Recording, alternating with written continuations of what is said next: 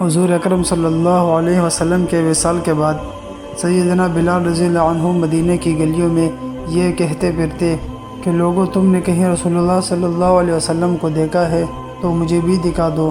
پھر کہنے لگے کہ اب مدینہ میں میرا رہنا دشوار ہے، اور شام کے شہر حلب میں چلے گئے۔ تقریباً 6 ماہ بعد آپ صلی اللہ علیہ وسلم کے خواب میں زیارت نصیب ہوئی تو آپ صلی اللہ علیہ وسلم فرما رہے تھے، اے بلال، یہ کیا بے وفائی ہے، تو نے ہمیں ملنا چھوڑ دیا، کیا ہماری ملاقات کا وقت نہیں آیا؟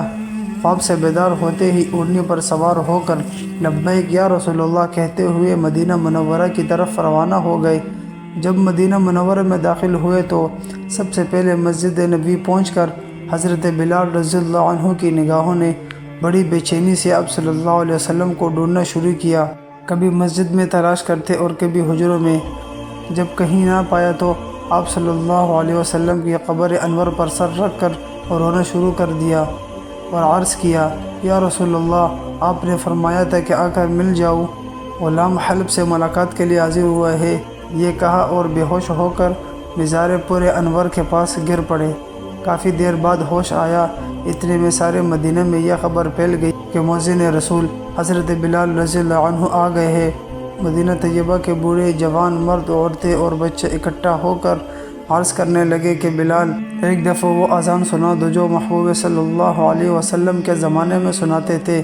آپ رضی اللہ عنہ نے فرمایا، میں معذرت خواہ ہوں، کیونکہ میں جب اذان پڑھتا تھا تو اشہد ان محمد رسول اللہ کہتے وقت آپ صلی اللہ علیہ وسلم کی زیارت سے مشرف ہوتا اور آپ صلی اللہ علیہ وسلم کے دیدار سے اپنی آنکھوں کو ٹھنڈک پہنچاتا تھا۔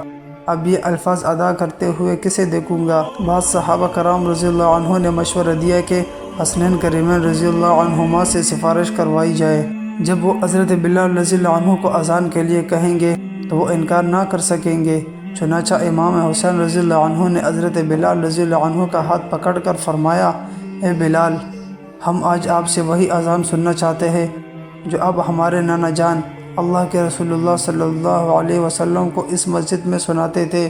اب حضرت بلال رضی اللہ عنہ کو انکار کا کوئی راستہ نظر نہیں آیا، لہٰذا اسی مقام پر کھڑے ہو کر اذان دی جہاں حضور صلی اللہ علیہ وسلم کی ظاہری حیات میں دیا کرتے تھے۔ بعد کی کیفیات کا حال کتب سیر میں یوں بیان ہوا ہے، جب آپ رضی اللہ عنہ نے بآواز بلند اللہ اکبر کہا، مدینہ منورہ گونج اٹھا۔ آپ جیسے جیسے آگے بڑھتے گئے جذبات میں اضافہ ہوتا چلا گیا۔ جب اشہد ان لا الہ الا اللہ کا کلمات ادا کیے، گونج میں مزید اضافہ ہو گیا۔